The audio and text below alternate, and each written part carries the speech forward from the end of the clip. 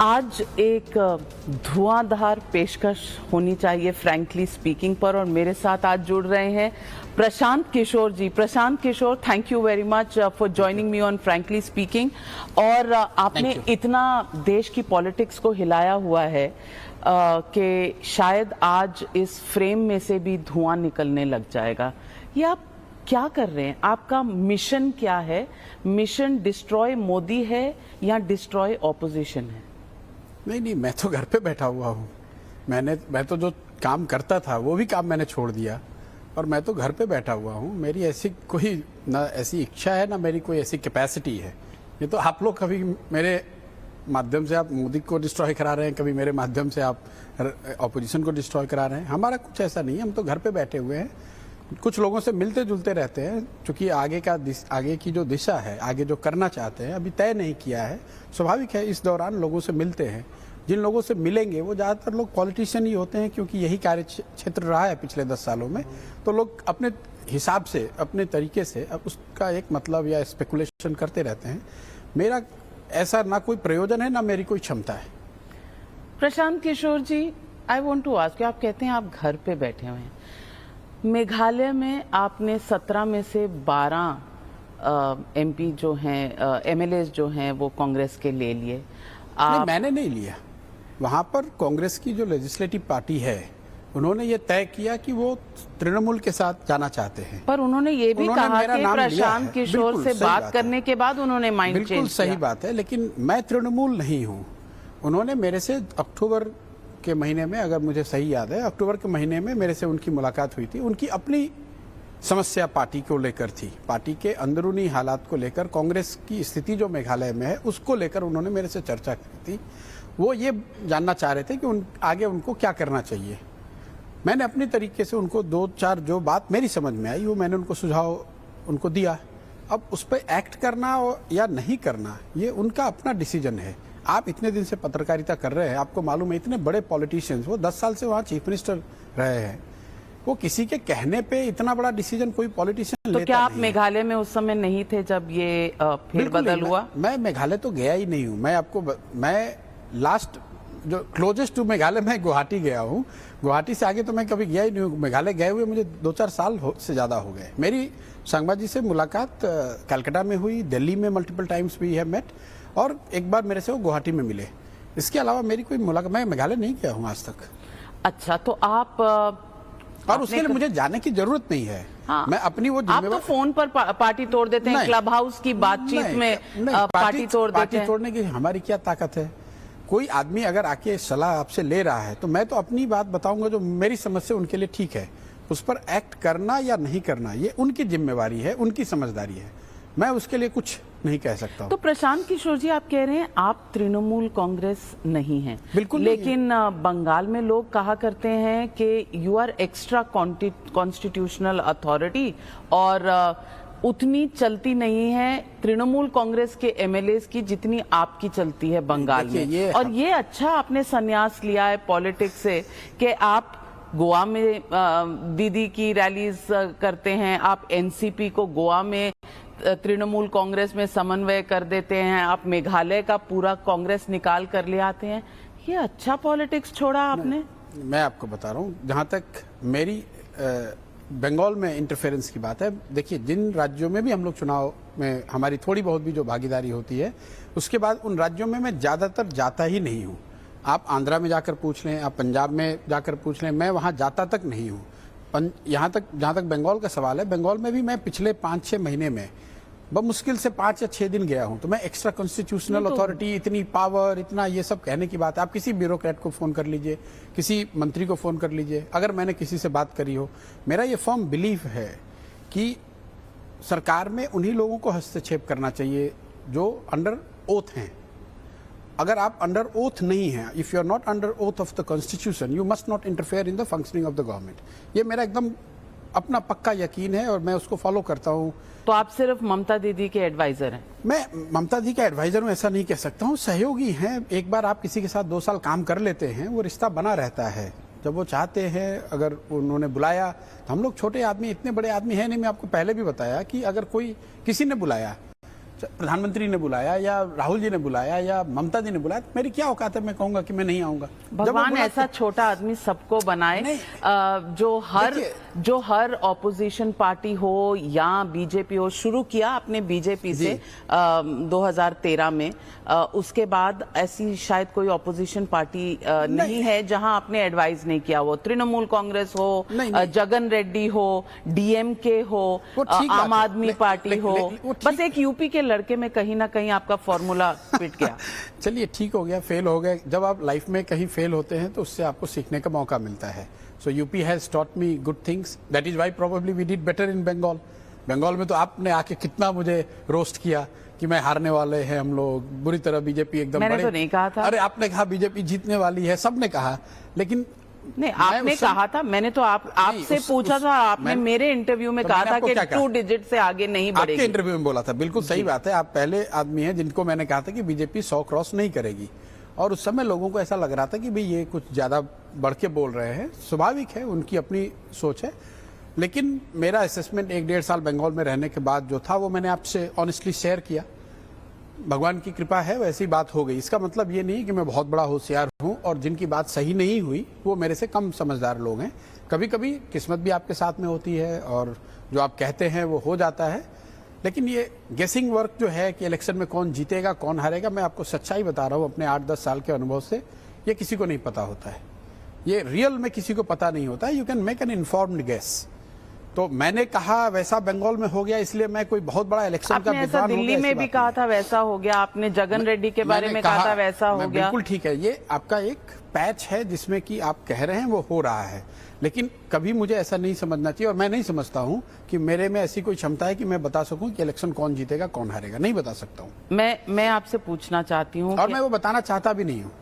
ये तो चाहते नहीं है, ये अलग बात है, क्योंकि उत्तर प्रदेश में आप बच रहे हैं, आप बता नहीं रहे हैं कि आपका आकलन क्या है, क्योंकि आप नंबर्स पर विश्वास करते हैं। आकलन मेरा क्या होगा? मेरा आकलन ये है उत्तर प्रदेश में कि उत्तर प्रदेश का जो चुनाव है महत्वपूर्ण तो है ही, इतना बड़ा राज्य है, वहां के चुनाव महत्वपूर्ण होंगे ही होंगे, लेकिन उत्तर प्रदेश के चुनाव को आप जैसे लोग, आप जैसे चैनल वाले जो हैं, अगर वो ये दिखाएंगे कि उत्तर प्रदेश में जो जीतेगा वो 24 जीत जाएगा, वो सही बात नहीं होगी। क्योंकि मैं आपको ये बताना चाह रहा हूँ कि तो 2012 में ये प्रेमाइस वहां से शुरू होता है कि जो जीतेगा वो 24 जीत जाएगा। अब अगर अखिलेश ये दोनों लिंक नहीं है, ये आप लोग लिंक कर रहे हैं। मैं ये कह रही हूँ कि ये फिर आप मोदी जी के बारे में ही कह रहे हैं, क्योंकि अखिलेश जी अगर जीत भी जाते हैं तो 24 वो नहीं जीत सकते, नहीं, क्योंकि वो नेशनल फिगर नहीं है। नहीं, मैं अखिलेश जी की बात नहीं कर रहा हूँ, मैं अगर आप मोदी जी की बात, मैं ये कह रहा हूँ कि बीजेपी चुनाव यूपी चाहे जीते या हारे, उसको आप सीधे 2024 से कोरिलेट नहीं कर सकते हैं। तो 2022 की बात नहीं कर सकते हैं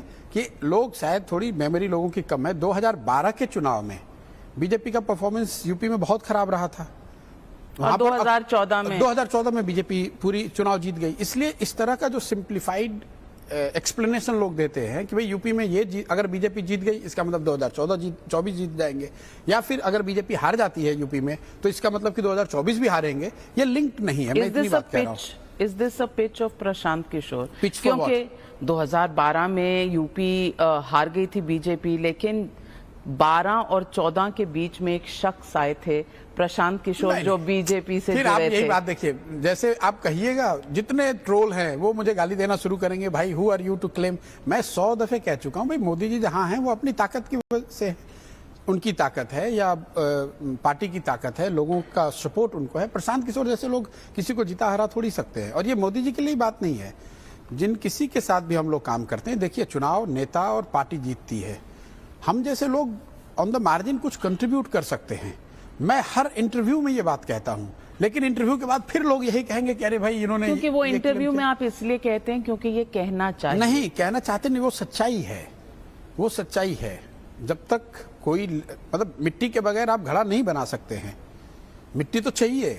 नहीं, मिट्टी तो चाहिए, पर मिट्टी को स्टर्डी और अच्छा घड़ा कैसे बनाना है, उसमें आप कंट्रीब्यूट कर सकते हैं, लेकिन अगर मिट्टी हो ना, चाक हो ना, तो आप क्या घड़ा बना सकते हैं? चाहे आप जितने बड़े कलाकार हो, अगर इंग्रेडिएंट ना हो और आप कितने बड़े भी शेफ हो तो आप अच्छा खाना नहीं बना सकते। तो आप कह रहे हैं कि 2017 में जब यूपी के लड़के हारे तो इंग्रेडिएंट सही नहीं थे?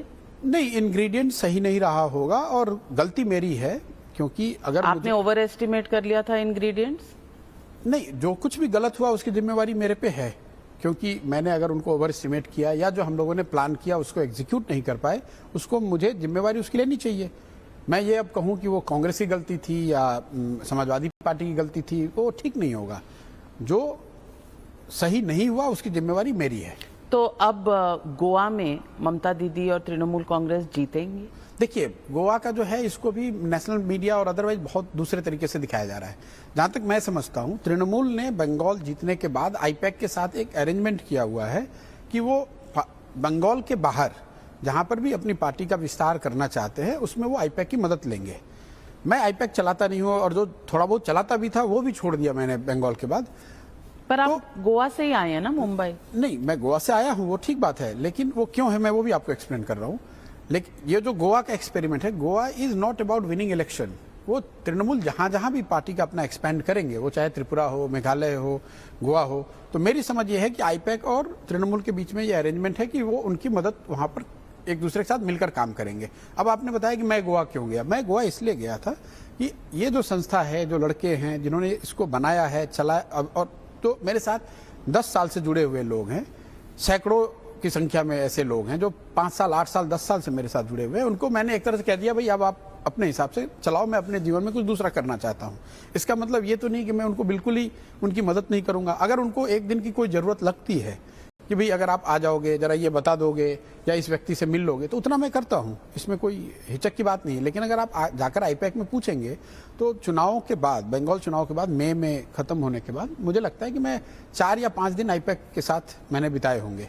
बाकी सारा दिन मैं अपने धुन में हूं और मुझे कुछ। प्रशांत किशोर जी, आप बहुत इनोसेंट हैं और बहुत हम्बल हैं। मैं इतनी इनोसेंट नहीं हूं कि आपकी बात मान लूं कि आप 3-4 बार ही मिले हैं और गए हैं, और आपकी रणनीति में कुछ लेना देना नहीं। मेरी बात मत मानिए, जाकर आप उनसे पूछिए कि क्या प्रशांत किशोर आईपैक के ऑफिस में आते हैं। बिना पेगासस के भी कुछ चीजें पता चल जाती हैं। पेगासस तो आप ही लोगों को पता होगा कौन चला रहा, नहीं चला रहा। इसलिए मैं कह रही हूं, people like me are the victims of Pegasus. So Pegasus के बिना भी कुछ चीजें पता चल जाती हैं, इसलिए मैं कह रही हूँ कि Pegasus की जरूरत नहीं है। बिना Pegasus के तो आपको पता चलेगा। जिनको पता चलना चाहिए Pegasus के थ्रू, उनको भी पता चलता होगा, क्योंकि मैं तो उस लिस्ट में सबसे ऊपर हूँ। तो मैं आपसे जो पूछना चाह रही हूँ कि देखिए, गोवा में आप कह रहे हैं, एक चीज मैं बता रहा हूँ, बंगाल की जो विक्ट्री है वो टीएमसी के लिए, ममता बनर्जी के लिए बहुत बड़ी जीत है। स्वाभाविक है, जब आप इतनी बड़ी जीत आपको मिलती है तो आपका एक नजरिया होता है कि मैं अपने चीज का और विस्तार करूं। उस दिशा में चूंकि बंगाल में आईपैक उनके साथ काम कर रही थी संस्था के तौर पे, तो उनका एक होता है कि भी जो टीम जीतने वाली टीम होती है उसको लोग लेकर आगे बढ़ते हैं। ये स्वाभाविक प्रक्रिया है। इसके पीछे कोई बहुत बड़ी रणनीतिक सोच है कि विपक्ष का स्पेस लिया जाए या कांग्रेस को कमजोर किया जाए या मोदी जी को हराया जाए, ऐसी बात नहीं है। बंगाल की विक्ट्री इतनी बड़ी विक्ट्री है कि उसके बाद ये एक स्वाभाविक उसका परिणाम है कि जो टीम बंगाल में लड़ रही थी वो जीत कर आई है, वो आगे कुछ और करने का प्रयास करेंगे। अब उसमें कितना जी बिल्कुल, इसमें कोई रणनीति नहीं है कि चुनाव सबसे पहले आ रहे हैं बंगाल के बाद। अब इन 5 स्टेट्स में एक नॉर्थ ईस्ट में है, बाकी पंजाब, उत्तराखंड, उत्तर प्रदेश और गोवा। तो आपने इनमें से एक स्टेट चुना है, इसमें कोई मैंने नहीं चुना है, ये तृणमूल ने चुना है। हाँ, और उनके साथ आप काम कर रहे हैं। मैं आप नहीं कह कर चुके हैं, आप कह चुके हैं कि जहां जहां एक्सपेंशन होगा, आईपैक का उनके साथ अरेंजमेंट है। चलिए, वही सही। इतनी सारी जो आप लाइनें बनाती हैं, ये इनको मैथमेटिकली कहा जाता है इमेजिनरी लाइंस हैं। ये कभी किसी की आंख को नजर नहीं आते ये लाइंस।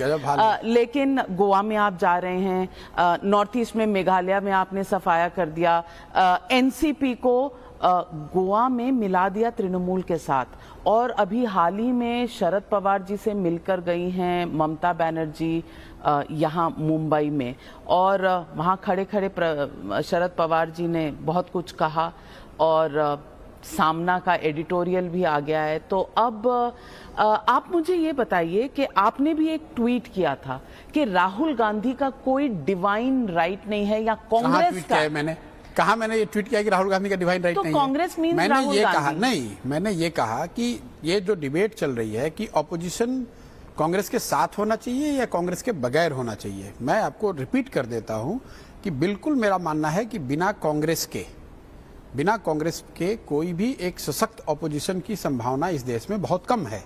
लेकिन उस कांग्रेस की लीडरशिप या उस कांग्रेस का जो फॉर्मेशन है वो किसी एक व्यक्ति का या एक परिवार का या एक ग्रुप का कोई डिवाइन राइट नहीं है। कई और इसको आप तो दिल्ली के राज्य में Trinamool Congress is the actual Congress? नहीं, मैं ऐसा मैं who am I to but do you think जो कांग्रेस ग्रैंड ओल्ड पार्टी जिसकी आपने बात की, इसको दिल्ली के नजरिए से क्यों देखते हैं? मैं कह रहा हूं कि तमिलनाडु में भी जो कांग्रेस है, जो बंगाल में कांग्रेस है, जो उत्तर प्रदेश में कांग्रेस है या गुजरात में जो कांग्रेस है, मैं वो सबके लिए बात कह रहा हूं। कांग्रेस बिल्कुल जरूरी है। बिना कांग्रेस के उनको 20% वोट है इस देश में अभी भी। तो उस ऑपोजिशन, यूनाइटेड ऑपोजिशन के लिए या सशक्त ऑपोजिशन, सबसे तो ये बड़ी बात है कि United opposition doesn't necessarily mean strong opposition.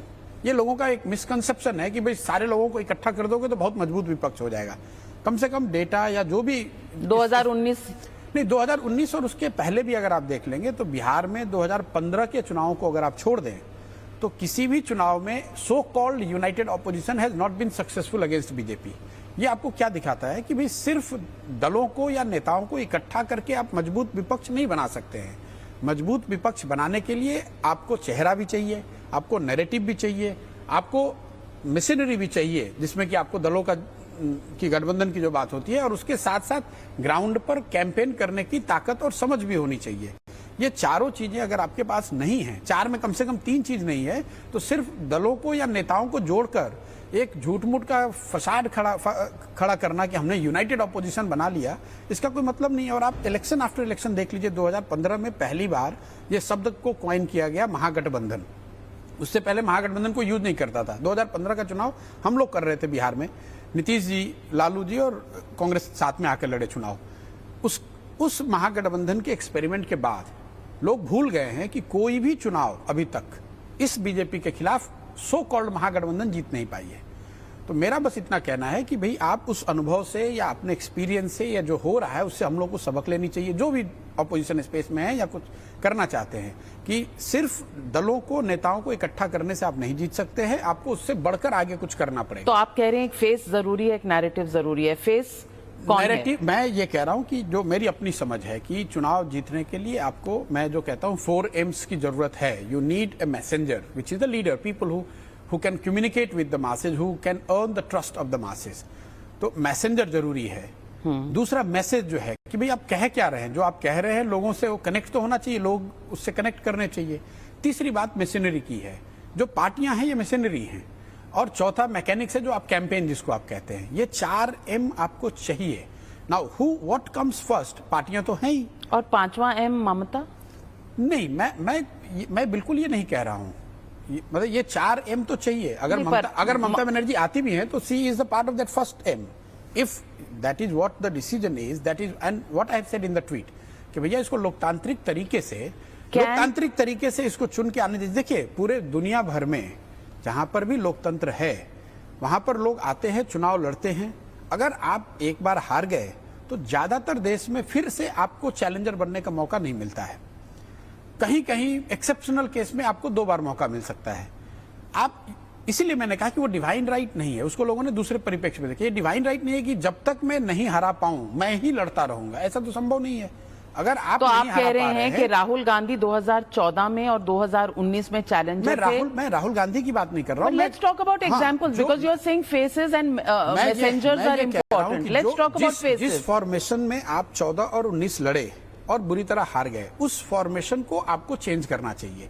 अगर आप उसको चेंज नहीं करेंगे तो फिर से आपका हश्र वही होगा, मोर और लेस 2-4-5% वोट ऊपर नीचे हो सकता है, 10-20 सीट ऊपर नीचे हो सकता है, लेकिन जीतने की कहानी उससे नहीं बनेगी। तो you know that a messenger has to be change. You think? मैं ये नहीं कह रहा हूं, I am saying all 4 M has to change. First is the messenger, even in your formula. No, first is the messenger. No. I'm not saying. I'm just narrating it in that order. That doesn't necessarily mean कि it has to be in that order. Sometimes narrative brings the messenger. आप मुझे ये बताइए, जुलाई 13 को आप मिले थे राहुल गांधी, सोनिया गांधी, प्रियंका गांधी वाड्रा और केसी वेणुगोपाल से। नहीं, जुलाई 13 ये तो बिल्कुल ही गलत बात है। देखिए, मैं पिछले 2 साल से उनसे मेरी बातचीत चल रही है। ऑन रिकॉर्ड मैं आपको क्लियर कर देता हूं, मैं 2 साल से प्री कोविड टाइम से मैं कांग्रेस लीडरशिप से मिल रहा हूं। जिस जुलाई 13 की आप बात कर रही हैं वो तो चूंकि उस दिन पहली बार गांधी फैमिली के अलावा कोई 1-2 लीडर बुलाए गए थे उसमें, और मैं 12 तुगलक लेन राहुल जी के ऑफिस में गया था, तो वहाँ मीडिया वाले पंजाब के लिए खड़े थे, तो ये बात आपको पता चल गई। वरना वो मेरे से 2 साल से बात कर रहे हैं और मैंने इसको बात कर रहे हैं यानी मिल भी रहे हैं। मिल रहे हैं। मेरे से क्या बात करेंगे? मेरे से पॉलिटिक्स की बात करेंगे, वो स्वाभाविक बात है। लेकिन देखिए, कुछ लोग ये कह रहे हैं कि भाई आप कांग्रेस आपकी बात नहीं मान रही इसलिए आप नाराज हैं कांग्रेस से। ऐसी बात नहीं है भाई। आप जानते हैं, आप तो सीनियर पत्रकार हैं, कोई गांधी के घर पे जाके खुद तो कह नहीं सकता भैया कि आप हमारी बात सुनिए। उन्होंने बुलाया होगा तभी गए थे वहां पे। उन्होंने बुलाया, उनसे मेरी बात हुई और एक बार नहीं कई दफे बात हुई। And I say multiple times, meaning multiple times over last 2 years. So were you joining the Congress? Yes. What was the arrangement? मैं बता रहा हूँ उस पे। मेरी पिछले 2 साल से उनसे बातचीत हो रही है।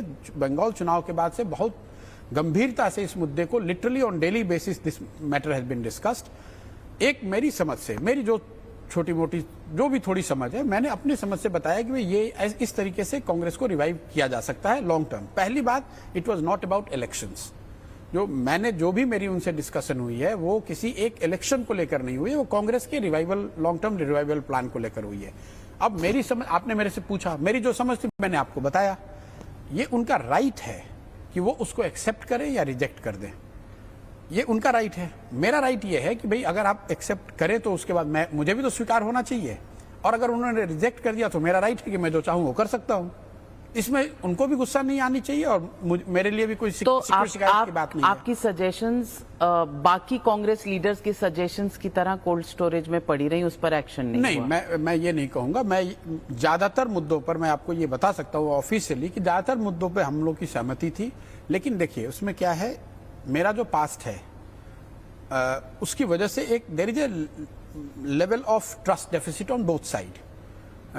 जिस तरह का पास्ट है as in being with Modi? नहीं, देखिए, not only being with Modi. देखिए, मैं कोई ट्रेडिशनल कांग्रेसी परिवार से तो आता नहीं हूं। एक जो जनरल लेवल ऑफ ट्रस्ट होता है लोगों का कि भाई मेरा जो पास्ट है, मैंने कांग्रेस के खिलाफ भी कई जगह काम किया है, तो they have to take, both side have to take a leap of faith to work together. जैसे मेरा यूपी में अनुभव बहुत खराब रहा, इसलिए मैं चाहता हूं कि भाई क्यों खराब रहा था? क्योंकि कई बातें जो सहमति हुई थी उसको एग्जीक्यूट हम लोग नहीं कर पाए। तो इस बार हम लोग एज इन आप और राहुल गांधी या ज्वाइंट ही है। मैं राहुल गांधी को क्यों कहूं? अगर नहीं कर पाए तो शायद हमारी कमी रही होगी। लेकिन उस 2017 का जो अनुभव रहा है, that has made me a little very of just going and signing up blindly. तो वो कह रहे हैं, जब वो कह भी रहे हैं कि हम एग्री कर रहे हैं, तो मैं चाहता हूं कि नहीं, I want to see if it will be executed और नॉट।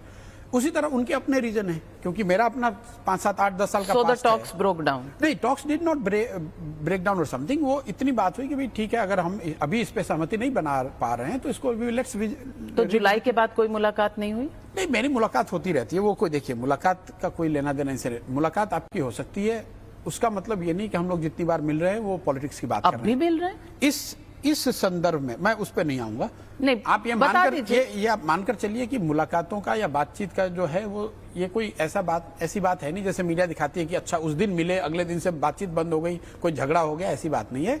मैं अब भी बातचीत है कि नहीं? ऑन रिकॉर्ड में आपको ये चीज बता नहीं, ऑफ रिकॉर्ड भी बता दीजिए। ऑन रिकॉर्ड में आपको बता रहा हूँ कि मेरी और उन लोगों के बीच में ज्यादातर बातों को लेकर सहमति थी और है।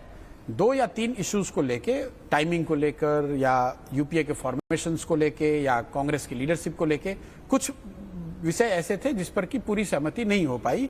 कांग्रेस की लीडरशिप पे क्या मतलब जो भी उसको लेकर मैं जो बात हुई हो तो आपको यहाँ बताऊंगा। नहीं, पर कांग्रेस की लीडरशिप को लेकर आपने कहा, can you expand on that? मैं वो एक्सपेंड कर रहा हूँ कि भाई लीडरशिप अभी से लेके 24 तक, मेरा ऐसा मानना है कि कांग्रेस की लीडरशिप जो भी हो, ये उन पार्टी का प्रीरोगेटिव है, लेकिन वो अभी से लेके 24 तक एक ही होनी चाहिए। उनका ये मानना है कि भाई वो साल भर के बाद अगर चेंज भी हो जाए तो उसके लिए आपको ओपन रहना चाहिए, जिसपे मैं सहमत नहीं था। इसलिए कि तो आप चाहते थे राहुल गांधी अभी नहीं चोला पहन ले? नहीं, बिल्कुल नहीं। मैं ये चाहता था कि कांग्रेस और यहाँ राहुल गांधी ना पहने और सोनिया गांधी रहे। ये वो बात मैं आपको बताऊंगा नहीं, इसलिए कि ये सही नहीं है। जो बात प्राइवेट में होती है उसको प्राइवेट में ही रहने दे। आपने पूछा कि डिफरेंस ऑफ ओपिनियन ये है, बस इतनी बात है कि हमारा अपना प्रोफेशनल, हमारी थिंकिंग ये है कि जो भी कांग्रेस की लीडरशिप हो वो अभी से लेके 24 तक हो, उसको मिडवे चेंज ना किया जाए या उसको डिसरप्ट ना किया जाए या कोई एंट्रीम अरेंजमेंट के साथ नहीं चलिए। कोई एक फर्म डिसीजन, नॉन गांधी, ये मेरा डिसीजन नहीं है, ये पार्टी का डिसीजन है। मैंने उनको, मेरा सुझाव बस इतना ही है कि भाई आप जो भी लीडरशिप बनाना चाहते हैं उसको बनाइए और 24 तक उसको काम करने दीजिए, उसको मिडवे चेंज मत कीजिए। वो फ्लेक्सिबिलिटी वो चाहते हैं कि कि उनके साइड रहे कि अगर वो चाहे तो मैं साल भर के बाद या 2 साल के बाद चुनाव वो चेंज कर So are सकते you हैं। still in talks with the Congress? नहीं, मैं ये इस पे कोई टिप्पणी नहीं करना चाहता हूँ। मेरा उनसे कोई झगड़ा नहीं है। कोई झगड़ा नहीं है। कोई झगड़ा तो नहीं। फिर आजकल कांग्रेस वाले तो बहुत कुछ कह वो रहे हैं ठीक है, आपको देखिए, कि आप कमर्शियल वो सपोर्ट ठीक- देते वो हैं। देखिए, आप देखिए जिसके साथ आप काम कर रहे होते हैं उसका जो विरोधी है वो आपको गाली देगा ही। आज मैं कांग्रेस के साथ काम करने लगूंगा तो उनको मेरे में 100 खूबियां नजर आने लग 100 जाएंगी। खूबियां दिखने लगेंगी। आज मैं उनको ऐसा लग रहा है कि मैं उनके खिलाफ काम कर रहा हूं तो स्वाभाविक है वो टीवी पे आएंगे, गाली देंगे, इसमें कोई फर्क नहीं पड़ता है। उनको भी मालूम है। अगर मैं तो सिंपल बात ये कहना भाई मेरी पर ये कैसे होता है? मैं तो कोई एमएलए एमपी कोई बड़ा संगठन करने वाला हूं नहीं। आप मेरी बात का ध्यान ही क्यों दे रहे हैं? आप क्यों गाली दे रहे हैं मेरे को? आप छोड़ दो भाई। आप उन्होंने ठीक कहा कि भाई ये तो कंसल्टेंट है, तो भाई कंसल्टेंट की बात पर रिएक्ट क्यों करते हो? छोड़ दो। मुझे कई इतना बात घबराहट में क्यों है? इतना घबराने की क्या जरूरत है? प्रशांत किशोर ने एक ट्वीट किया, ऐसे हजारों लोग ट्वीट कर रहे हैं यार, कौन पूछता है इसको? Maybe you are the favourite नहीं। Man to be trolled. हाँ तो आप ट्रोल करें। एवरी डे लोगों को ढूंढना पड़ता है ट्विटर अरे पे भैया किसी। आप अगर मुझे ट्रोल, अब देखिए कांग्रेस के जो भी कम्युनिकेशन के लोग हैं, मैं समझ नहीं पा रहा हूँ उनकी स्ट्रेटजी क्या है। वो खुद कह रहे हैं कि भाई वो तो मैं भी नहीं समझ पा कि रही। ये जो आदमी हैं ये हम राजनीतिक दल हैं, हम तो इन पे कोई टीका टिप्पणी भी नहीं करेंगे। और उन्हीं के लोग बैठ के घंटों चैनल पे अपना टाइम वेस्ट कर रहे हैं मेरे को गाली देने में। अब उससे कोई फर्क नहीं है। टाइम्स नाउ के साथ जो उनका झगड़ा चलता रहता है वो तो कम्युनिकेशन स्ट्रेटेजी समझ में नहीं आती। जो लोग टीवी पे आ रहे हैं बोलने ना, उनसे जरा आप खुद पूछे कि पिछली बार गांधी जी से कब मिले थे वो? उनको क्या पता है कि बात क्या हो रही है? उनको तो एक ब्रीफ ऊपर से है, वो अपना एक ड्यूटी कर रहे हैं, उससे मुझे कोई दिक्कत वो भी नहीं है। इमेजिन्ड ब्रीफ है। अब इमेजिन्ड है कि रियल है ये मैं इसमें जाना नहीं चाहता हूं। उसमें कई ऐसे लोग हैं जो टीवी पे बात करते, गाली देने के बाद निकलते हैं, कहते हैं भाई साहब देखिए बुरा नहीं मानिएगा, मैं तो अब अच्छा, आपको कॉल्स आए हैं स्पोक्सपर्सन के? आते ही है, इसमें आपको भी पता है इससे क्या फर्क पड़ना है। अच्छा, तो कांग्रेस के स्पोक्सपर्सन आपको गाली देते हैं और फिर आपको आके फोन करते हैं कि चाय पी लीजिए, बुरा मत मानिएगा। ये तो पार्टी का ब्रीफ है और मैं समझता हूं और ये भी कहते हैं कि तृणमूल कांग्रेस में बात करवा दीजिए, वहां जाना है। सुनने में तो आता है कि आपने कई दिग्गजों से बात करके रखी हुई है और एक ब्लॉक जाने वाला है। मैंने आपको पहले बताया कि मेरे से कोई बात करेगा तो क्या बात करेगा? पिक्चर की बात तो करेगा नहीं, पॉलिटिक्स की बात करेगा स्वाभाविक तौर से। तो लोग बात करते रहते हैं, मेरी जो समझ है उनको मैं बता रहा हूं, या उनकी जो समझ है वो जो उसमें उनको अच्छा लगता है वो स्वीकार करेंगे, जो नहीं अच्छा लगेगा उनको स्वीकार नहीं। देखिए लोगों But का are लोगों Congress का leaders in talks with you to switch over to Trinamool? No I am telling you, लोगों का इसी का आंसर मैं दे रहा हूं कि लोगों का एक पार्टी से दूसरे पार्टी में जाने का जो फिनोमेना है ये किसी व्यक्ति या किसी प्रयास का पे डिपेंडेंट नहीं है। It is a function of कि how do people see the future of that party. अगर आज तृणमूल कांग्रेस से अगर मैं कोशिश करूं कि भाजपा के उत्तर प्रदेश के लोग तृणमूल ज्वाइन कर जाएं, कोई करेगा ज्वाइन? शायद कोई ना करे। लेकिन अगर भाजपा के लोगों को मैं बंगाल में कहूंगा कि भाई आप ज्वाइन कर लो तृणमूल, तो शायद कुछ कर ले। इसलिए कि जो पॉलिटिकल लीडर्स हैं उनको तो अपना फ्यूचर दिखता है कि भाई कहां पे फ्यूचर बेहतर है। वो प्रशांत किशोर के कहने पे नहीं आ रहे हैं, उनका तो अपना असेसमेंट है। उनका अपना आपका कहना है assessment कि उत्तर प्रदेश में भाजपा के लीडर्स का फ्यूचर ब्राइट है। उनको ऐसा लगता है। ये अपना आपको कैसा लगता मैं है? आपको बता रहा हूं उनका, मैंने वो बात जो पूरी करना चाह रहा था मैं कि लीडर्स का एक अपना असेसमेंट होता है, जो भी पॉलिटिकल लीडर है, फिर मेरे जैसे लोगों से आके उसको वैलिडेट करा रहा है कि अच्छा मैं आऊं तो यहां पे क्या रहेगा। असेसमेंट उसका है, डिसीजन उसका है। हम तो उसको एक वैलिडेट कर सकते हैं कि हाँ ऐसा लग रहा है कि अगर आप ऐसा करेंगे तो ठीक रहेगा या अच्छा नहीं रहेगा। मैंने एक आपको उत्तर प्रदेश का एग्जाम्पल दिया। उत्तर प्रदेश में भाजपा के नेताओं का भविष्य क्या, वो आपको बेहतर पता होगा मेरे से। आप बहुत अच्छे नेता बन चुके हैं। अब मुझे ये बताइए कि जुलाई में आप मिलते हैं पूरे गांधी परिवार से, आपकी जो भी बातचीत होती है, लोग कहते हैं कि आप पार्टी ज्वाइन करना चाहते थे, वहां मैंने ये पीछे एक इंटरव्यू में भी बोला, मैंने ऑलमोस्ट मन बना लिया था ज्वाइन करने के लिए, क्योंकि सारी बातों पे, जैसा मैंने पहले बताया, सारी बातों पे सहमति थी। और 2 साल के डिस्कशन के बाद जो उसका निचोड़ था कि भाई ये जो बातें, और उन्होंने अपने लीडर्स में, आपने मीडिया के माध्यम से देखा भी होगा, आप तो खुद ही उसकी हिस्सा है, कि काफी बड़े स्तर पर उन्होंने कंसल्टेशन करके एक अपने ओर से उन्होंने भी प्रयास किया। और to be fair to them, they have really tried on their side. लेकिन अब 2-3 मुद्दे ऐसे हो गए जिसकी वजह से हम लोग की सहमति उस समय नहीं बन पाई। तो एक ये तय किया गया कि भाई अभी इसको छोड़ देते हैं, बाद में देखेंगे। अभी तो मैं कोई डिसीजन ले नहीं रहा हूं, मुझे ऐसे भी अभी ब्रेक पे ही रहना तो है। आप अमरिंदर सिंह के साथ थे, आपको अंदेशा था कि अमरिंदर और सेंट्रल लीडरशिप? अब देखिए फिर ये बात है, अमरिंदर सिंह के साथ मैं कभी नहीं था। अमरिंदर सिंह, जब मैं बंगाल का इलेक्शन कर रहा था, तब उन्होंने मुझे एक कोई एडवाइजर बना के अपॉइंट कर दिया। मैं ना पंजाब गया, ना मैंने वो कार्यभार कभी ली। मेरा उनको उस समय भी कहना था, 1 या 2 मेरी मीटिंग हुई थी, मैंने उनको उस समय कहा था कि आपको, उन्होंने मेरे से पूछा इस बार क्या लगता है पंजाब में क्या होगा, तो मुझे उस समय उनको जो मैंने बताया था कि मुझे ऐसा लगता नहीं कि आपके लिए आसान होने वाला है। तो उन्होंने कहा कि हमारी लड़ाई तो किसी से है ही नहीं, कोई सामने विपक्ष ही नहीं है। तो मैंने कहा सर सामने विपक्ष नहीं है, विपक्ष आपके अंदर है, आपके पार्टी में ही एम्बुश होगा। खैर वो उनका अपना डिसीजन है जो उन्होंने तो आपको पता था, ये अंदेशा था? मोर और लेस ये जो लोग पंजाब के पॉलिटिक्स को समझते हैं उनको ये मोर और लेस इस बात का अंदाजा रहा होगा या होना चाहिए कि धीरे धीरे वो एंटी इनकम्बेंसी बन रही थी कैप्टन साहब के खिलाफ, और उसको जिस तरीके से एग्जीक्यूट किया गया उस पर क्वेश्चन हो सकता है, लेकिन there is no problem, there is no major issue with the merit of the decision कि एमएलए, भाई ये तो फैक्ट है कि 77 में 77 एमएलए। और Sidhu is a good decision. मैं इस पे टीका टिप्पणी नहीं करना चाहता हूँ, वो उनका आप ऑलमोस्ट ज्वाइन कर रहे थे पार्टी और आप टीका टिप्पणी नहीं करना चाहते। अगर मैं पार्टी ज्वाइन, आप एक पॉलिटिकल एनालिस्ट, सेफोलॉजिस्ट जो भी कह लीजिए थे। देखिए अगर मैं पार्टी ज्वाइन कर लेता तो निश्चित तौर पर उस पर टिप्पणी करता, लेकिन मेरा कांग्रेस से, मतलब कांग्रेस के ब्रॉडर इश्यूज पे मैं बात कर सकता हूँ।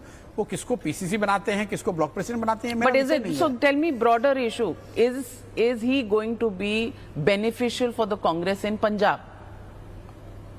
Very difficult, only time will say. Wrong decision? No, मैं ये नहीं कह सकता हूँ, राइट और रॉन्ग नहीं कह सकता हूँ, ये कांग्रेस का। राहुल गांधी जब प्राइस राइज पर रैली करते हैं और अपने कांग्रेस रूल्ड स्टेट में रैली करते हैं, बीजेपी रूल्ड स्टेट में नहीं करते हैं, और वहां हिंदू और हिंदुत्व की बात करते हैं, ये मैसेज, ये नैरेटिव, ये मैसेंजर, इसको आप कैसे देखते हैं? देखिए रैली तो आदमी वही करता है जहां उसकी ताकत होती है, तो वो सोचता है कि भाई रैली वहां करे जहां भीड़ जुटाने में आसानी होगी। उस हिसाब से उन्होंने राजस्थान में किया होगा, तो उसमें कोई बहुत प्रॉब्लम मैं नहीं देखता हूं। जहां तक ये जो ऑफ लेट ये जो डिबेट चल रहा है, हिंदुइज्म, हिंदुत्व, एंड अभी एक नया वर्ड हिंदूवादी हम लोगों ने सुना, मुझे लग रहा है कि ये अननेसेसरी चीज है, and it's like getting into the trap. I don't know who are advising them, but this is what BJP would love it. अगर आप कांग्रेस हैं और आप अपना एक प्राइम स्पीच का एक बड़ा हिस्सा इस पे लगाते हैं कि हिंदू और हिंदूवादी में क्या डिफरेंस है, या हिंदू और हिंदुत्व और हिंदुइज्म में क्या फर्क है, तो ये तो बीजेपी को सूट करता है। तो मेरी समझ से, मेरी जो समझ है, ये रॉन्ग स्ट्रेटेजी बाय राहुल। अब मैं रॉन्ग और राइट तो भाई वो लोग बहुत बड़े लोग हैं, इतनी बड़ी पार्टी है, उनको ज्यादा समझदारी है, लेकिन मैं ऐसा समझता हूं कि ये अननेसेसरी है और इसका कोई फायदा नहीं होगा। ममता बनर्जी जब कहती हैं कि मैं ब्राह्मण हूं, नहीं, जब बीजेपी ये कहती है कि ममता मुसलमान है, तो वो कह रही है कि मैं ब्राह्मण हूं या मैं हिंदू हूं। अच्छा, ये एक बात है। वो जब हिंदू की बात करती है तो वो अलग है, हिंदू की बात, राहुल की बात अलग है। मैं आपको ये कह रहा हूं, वो ये कहना कि मैं हिंदू हूं, ये बात है। दूसरी कि भाई हिंदू कौन है और हिंदूवादी कौन है, हिंदू कौन है और हिंदुत्व और हिंदुइज्म में क्या फर्क है, इस डिबेट का तो ममता बनर्जी जब हिंदू होने की बात करती हैं तो वो क्या ट्रैप में नहीं पड़ रही? बिल्कुल नहीं पड़ी बंगाल में, उल्टा तो बंगाल इज नॉट इंडिया, और do you think Bengal is India? Is Bengal India? Is Bengal New Delhi? आप कितने न्यूज के लोगों ने मैंने 2011-12 में सुना कि इंडिया इज नॉट गुजरात। ठीक है, आज वही लोग कह रहे हैं कि भाई हमें तो पता ही था कि मोदी जी ही जीतने वाले हैं पूरे देश में। आज वही लोग इतने कंफर्टेबली आके कहते हैं, तो हम लोग को लगता है यार सब बिल्कुल बेवकूफी हम लोग थे। उस समय यही लोग कह रहे थे कि इंडिया इज नॉट गुजरात। मैं ये बात नहीं कर रहा हूं, of course India is not West Bengal, India is not Gujarat to.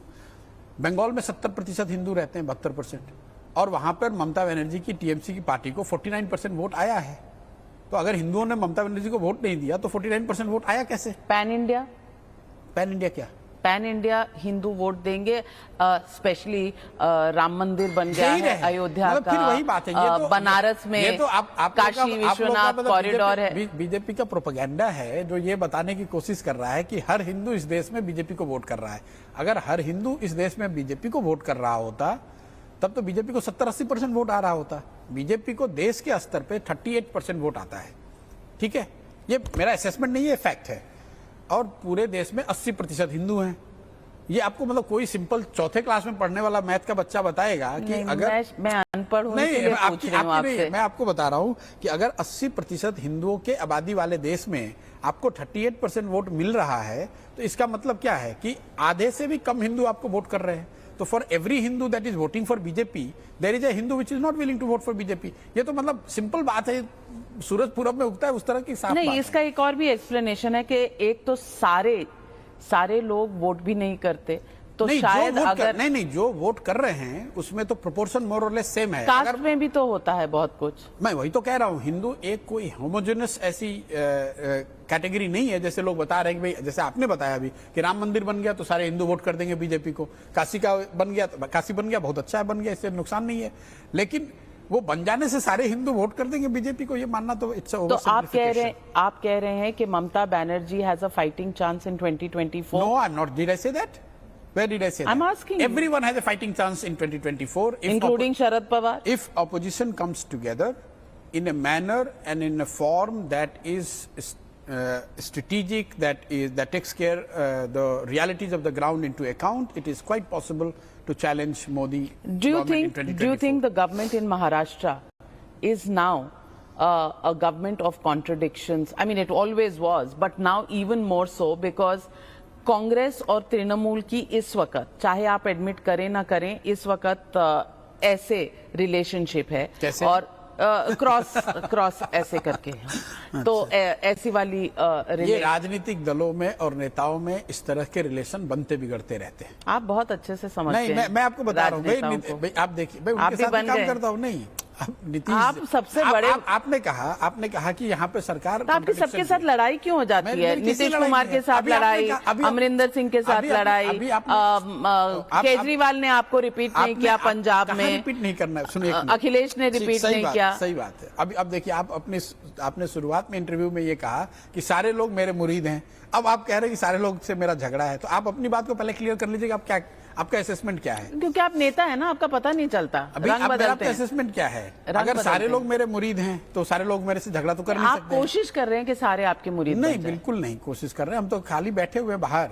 अगर कोशिश कर रहे होते तो जो कर रहे तो काम छोड़ते क्यों? ऑफिशियली छोड़ दिया कि भाई नहीं करना है काम। क्योंकि अब आपको उससे बड़ा कुछ रोल चाहिए जिसकी आप कांग्रेस से बातचीत कर रहे थे। रोल देखिए, किसी के चाहने से या मांगने से उसको कुछ मिलता नहीं है। अगर मेरे में क्षमता होगी, अगर आप छीन लेंगे। नहीं, छीनने की बात नहीं हो, आपको मिल जाएगी। आप जहां पर बैठे हुए हैं, आप कोई आकर मांगेगा टाइम्स नाउ से कि भाई नाविका जी को हटाकर मुझे बैठा दीजिए, वो बैठा देंगे? या आपको भी मांगने से तो मिला नहीं, आपने you have earned it by your own hard work, your own capability.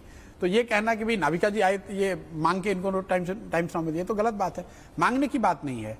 अगर मेरे में क्षमता होगी, मेरी उपयोगिता होगी, तो मुझे जहां जाना होगा, मेरी अपनी जर्नी है, उसमें क्या फर्क पड़ना है।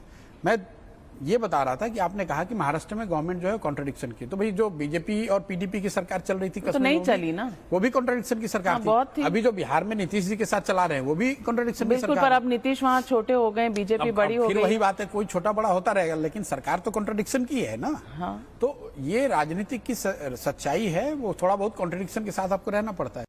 और इस पूरे जो इक्वेशन जो ऑपोजिशन पार्टीज का बन रहा है, मुझे दिख नहीं रहा है, आपको दिख रहा है। रोज आप लोग बनाते हैं, रोज उसको बिगाड़ते हैं आप। तो ममता बनर्जी ऐसे ही आ जाती हैं महाराष्ट्र बिना आपके आकलन के। आप एक्सपेंशन में उनको मदद कर रहे हैं। मैं ममता बनर्जी जी के साथ आया था यहाँ पे? नहीं, वो खुद आई थी। उनको शरद पवार से मिलना है, उसके लिए मुझे क्या जरूरत है, मेरे आकलन क्या जरूरत है?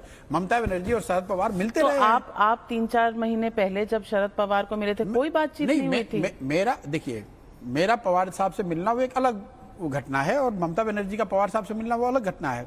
ममता बनर्जी तो पवार साहब के साथ मिलते रहे, बहुत बार मिलते रहे होंगे। इसमें नई बात क्या है?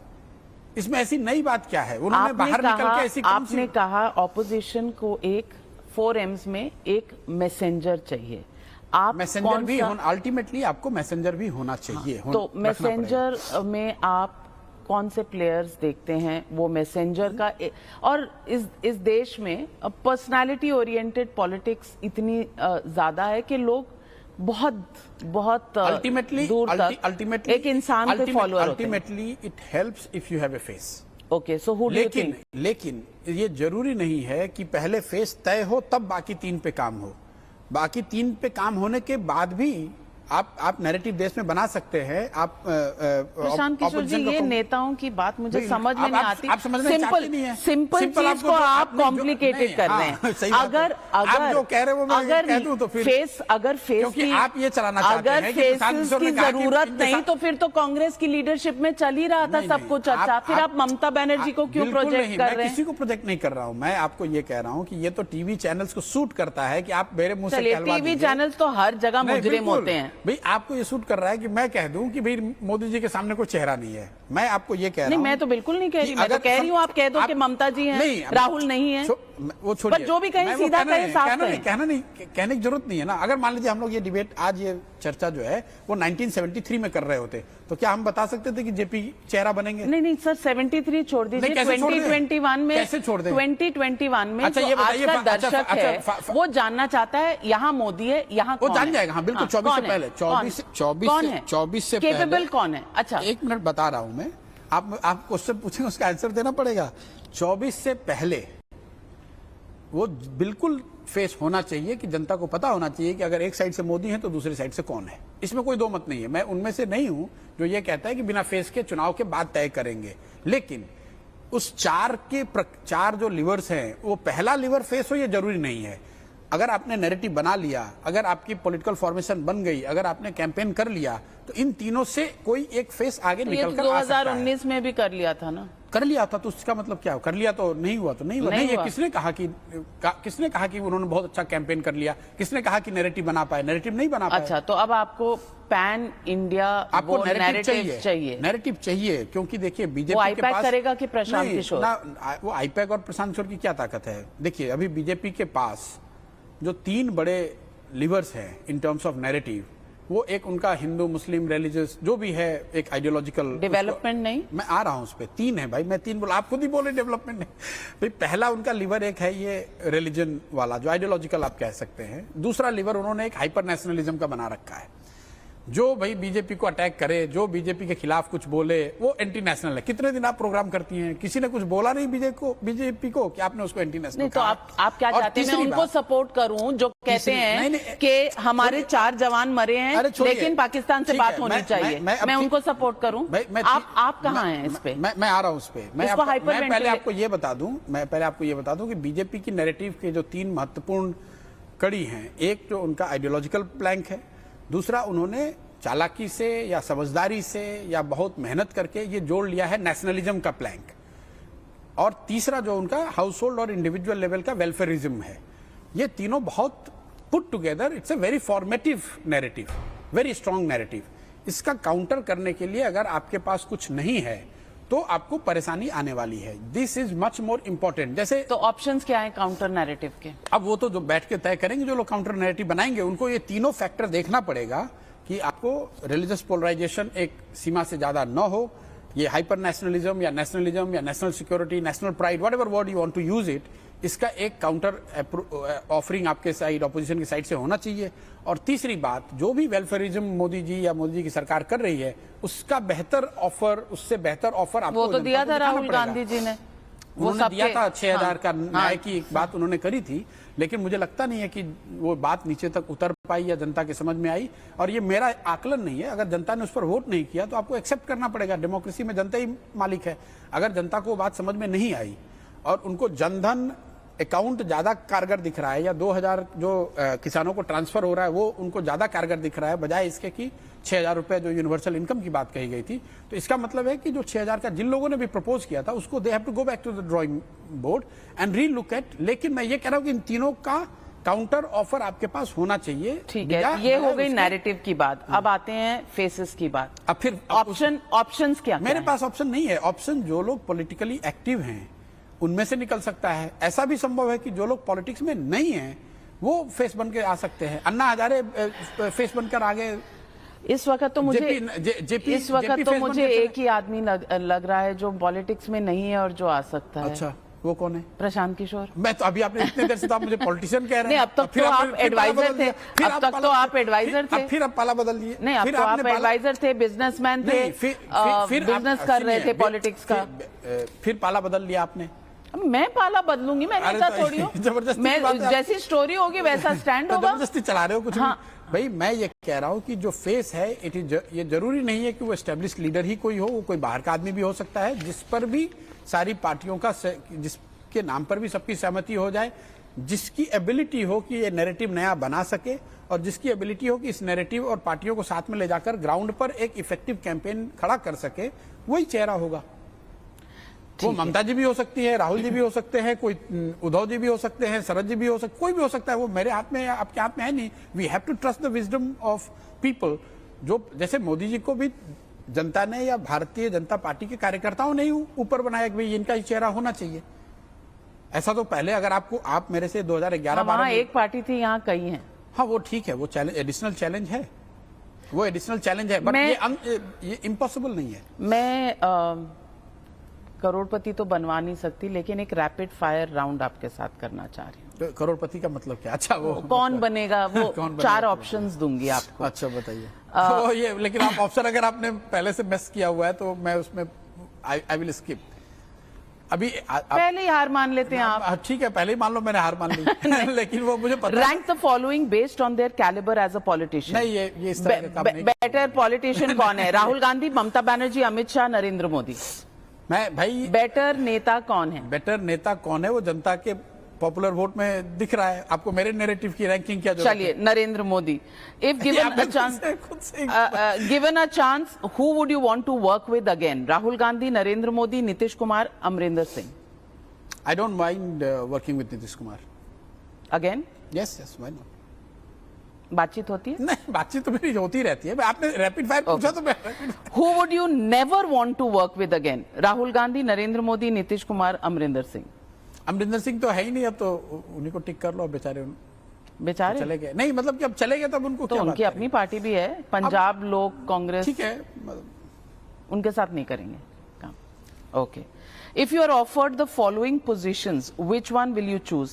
Chief Minister of any state that you like, Cabinet Minister, head of a government think tank, well-settled life in a foreign country in an island, none of the above. None of the above. आपने बोला है कि जो option उस पे से pick कर रहा है, मैंने पिक कर लिया। You have to comment if this is possible or not possible. Rahul Gandhi can become the Prime Minister of India. He can, possible. Congress party can function without a Gandhi family leader. Absolutely. Can? They can, yes. In 2050, now again 70. you are adding, I'm saying anytime. पूछ रही हूँ, समझना चाहती हूँ। Congress, your question is whether Congress party can work without them or not. I said yes, they can. Will they allow? No, that's not the question. Okay, so I'm asking you, will the Gandhi family allow the Congress party to function without a Gandhi family leader? I think they will. Why not? If Congress leaders comes together and they want it to इतने be ifs that and way. buts से तो कोई भी नहीं होता कुछ। नहीं तो अब what do you mean by they will allow? वो मतलब कोई उनकी रिट तो है नहीं। देखिए, रेट नहीं है। मैं आपको एक चीज बता रहा हूँ, ये लोगों का एक जो मेरा अपना जो कांग्रेस को लेकर नजरिया है एक इस विषय पे, unlike many other parties, Congress is not owned by Gandhis, they are custodians of Gandhi Congress. Unlike TMC, unlike JDU, unlike NCP, Gandhis have not founded Congress. Congress belongs to the nation. So to say that मतलब वो कोई कांग्रेस गांधी की party है ऐसा जरूरी नहीं, ये मानना बिल्कुल गलत है। They are the custodians, they are the leaders, and that is how it should be taken. Okay, I think the advice is out there for free for the Congress to take. No, I'm not giving any advice. I'm giving you my assessment. Yeah, your assessment. And I've said the same thing. लोग पैसे देके आपकी assessment और advice लेते हैं, हम free में दिलवा रहे हैं फ्रैंकली स्पीकिंग पर। बीजेपी, इज इट पॉसिबल और not? BJP winning 2022 Uttar Pradesh election with a higher margin than 2017? Possible. Possible? Yes. Okay. Now you don't- बहुत कुछ नहीं, मैं कुछ नहीं कह रही। आपको एक चूज करना है। मैं कुछ कह नहीं रही हूँ, मैं आपके आंसर में से निकाल के इसका हेडलाइन बनाऊंगी और उसको चलाऊंगी। आप मेरा भी काम करना चाहते हैं तो you are most welcome, but I can not afford IPAC. You are saying possible or impossible? I say of course it is possible. नहीं, अगर आप हेडलाइन खुद बनाना चाहें मेरे इंटरव्यू का तो you are most welcome, like I said, but I can't afford to pay IPAC rates. You have to choose one of each of these options. Rahul or Priyanka Gandhi Vadra? For Generally, what? as decision makers, as No, whatever but line. Rahul or Priyanka Gandhi Vadra, who do you like better? It's my liking. I like both. Ah, I like you have both. to choose one. No, I can't choose one. You I have like to choose both. one. I like both. No, it's not. Who am I? It's not vanilla ice cream with No, chocolate but sauce. you cannot. It is. No, I'm saying I like both. You have to choose one, no? I can't. And you have been following the rules of the game Yes, so far. I have followed the rule. Rahul or Priyanka Gandhi? But unless you say for what, if you tell me for this Okay, role, to lead the Congress party. I think Congress has decided that Rahul Gandhi is going to lead आपको क्या? नहीं, आपके मैं who am I to say this? भाई, we can have preferences whether somebody is asking us or not. I can have a preference that red is better than आप green. Rapid fire कर रहे हैं विथ तो पर आप एक अगर आप उसको फिर अपने कन्वीनियंस के हिसाब से सब्जेक्टिव क्वेश्चन मेरा कन्वीनियंस क्या है मैंने सर? आपको I will not edit anything in this नहीं, इंटरव्यू. दैट इज एन मैंने आपको बता दिया. राहुल और Priyanka Gandhi as a leader both of. Are fine for me. Who am I to decide? अभी तक आपका कांग्रेस का मोह टूटा नहीं है. आप वेट कर रहे हैं ज्वाइन करने की. एनीवे योगी आदित्यनाथ और Amit Shah. For what again? If you say UP Chief Minister, of course it is BJP's choice is Yogi Adityanath. In terms of Chanakya? I don't know. I don't see people as Chanakyas and Chandraguptas. अच्छा वो आपने अपने लिए रखा. नहीं, मैं किसी के लिए मेरे लिए क्यों का? मेरी तो इतने बड़े लोग हैं उनके लिए. नीतीश कुमार और अरविंद केजरीवाल. भाई नीतीश जी के साथ मैं बहुत लंबे समय तक रहा हूं, तो any day I will choose Nitish Kumar. Is simply because I have PK as a politician और पीके एज अ स्ट्रेटेजिस्ट. मैं I have been a failed politician, तो you will You're better off with a career as a strategist? नहीं, but I want to try where I failed. That's my nature. Okay, so which party? BJP, Trinamool, Congress, But what TRS? What make you think that it has to be an existing NCP. party? I can make another party.